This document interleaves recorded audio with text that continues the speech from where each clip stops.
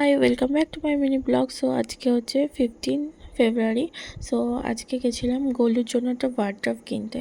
So আমি আরও চলে গেছিলাম যথারীতি যেইভাবে সেই কাজ। আমরা ওয়ারড্রব কিনতে চলে গেছিলাম। আসার সময় ক্রিমস থেকে একটা বার্গার আর একটা বিয়ার আর একটা ক্যানবেরি বিয়ার নিয়েছিলাম আর একটা কী যেন নিয়েছিলাম, হটডগ নিয়েছিলাম। দেন বাড়ি চলে এসেছি, ওরা পৌঁছে দিয়ে গেল। এই ওয়ারড্রবটা নিয়েছি, এটা গোলুর জন্য স্পেশালি, কারণ জামা কাপড় এত লাট হয়ে গেছে আলমারিতে, ওর জন্য আমার জামা কাপড়ের জায়গা ছিল না, তো ওর জন্য আলাদা কিনলাম। আর এইটা একটা ঝুড়ি নিয়েছিলাম পেঁয়াজ রসুন রাখার জন্য। আর বিয়ারটা ওপেন করে খেলাম। ক্যানবেরি বিয়ার ছিল, দারুণ ছিল টেস্টটা।